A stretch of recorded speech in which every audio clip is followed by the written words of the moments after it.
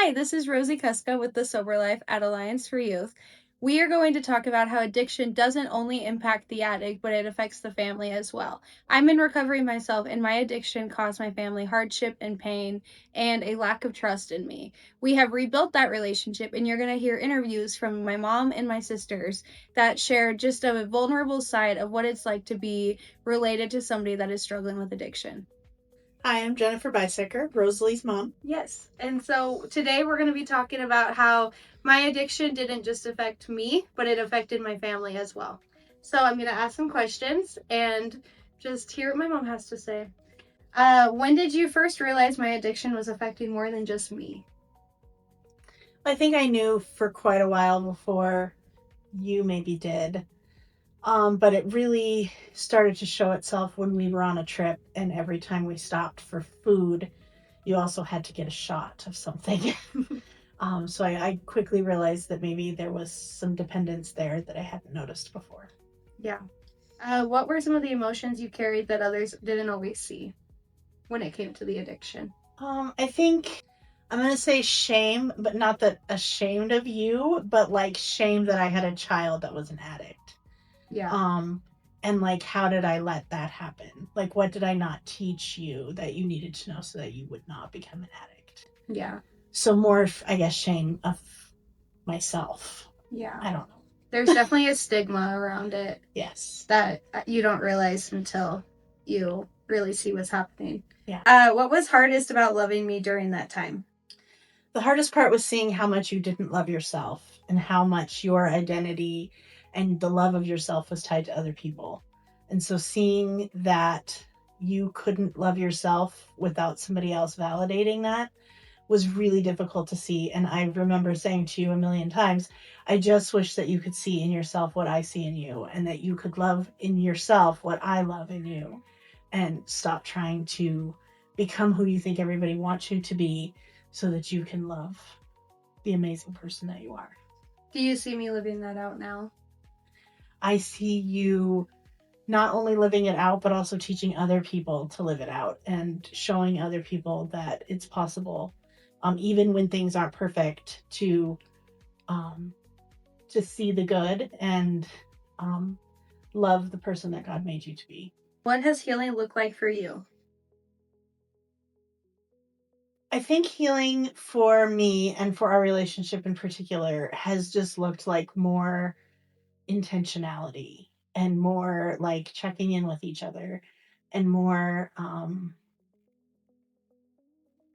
just connection, trying to find excuses to be together, looking for ways that we can um, not only connect with each other, but to bring other people into the relationship to try to help them to see that healing and connection is possible and that we can move forward into um, just a new relationship and um, a brighter tomorrow.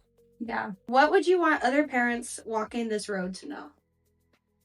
I think the biggest thing is that um, you haven't done anything wrong. It's not your fault.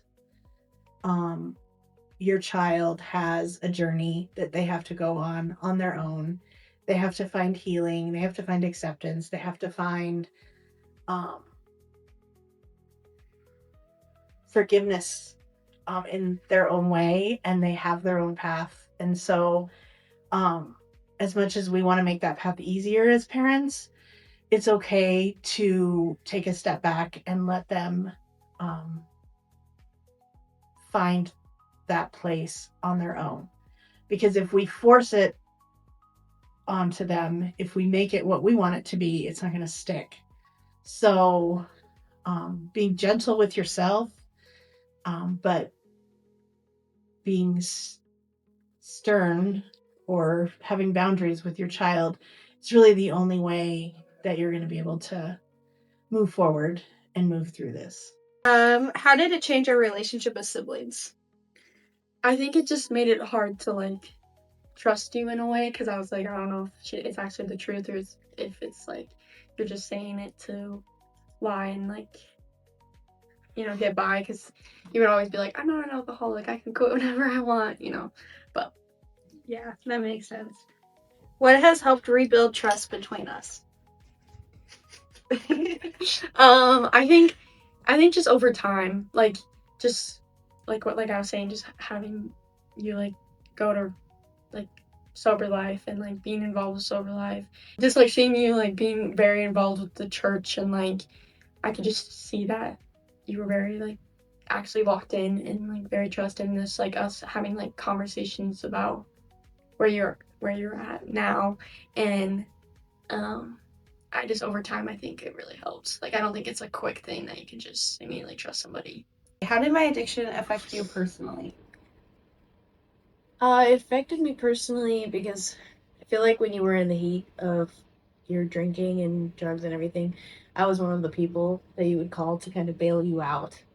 And so I feel like I would kind of feel let down every time you would go back into the situation. Um, and so it was really hard for me to kind of see you go back into the places where you were getting hurt and everything like that. Yeah. What was confusing or frustrating for you during that time? I mean, it was confusing for me that you kept going back.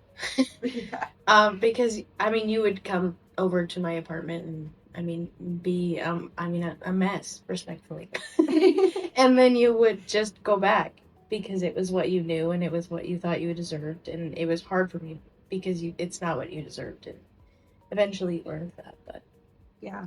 How did it change our relationship as siblings? um, I feel like we were close at that time because we saw each other a lot more.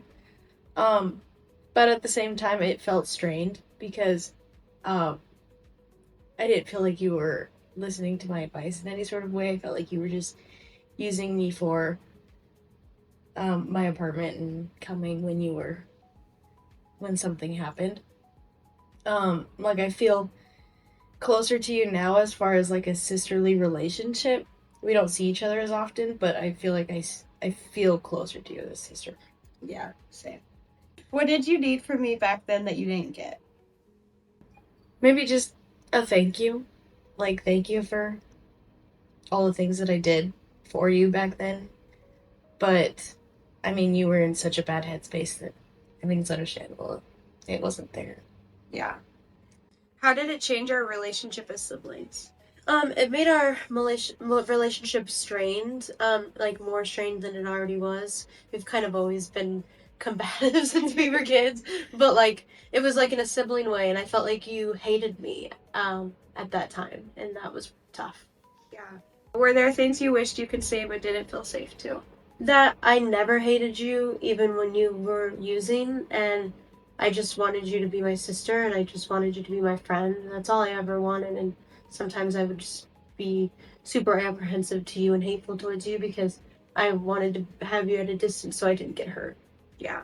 Yeah. What was confusing or frustrating for you during that time? At the time, it was confusing of why you kept relapsing.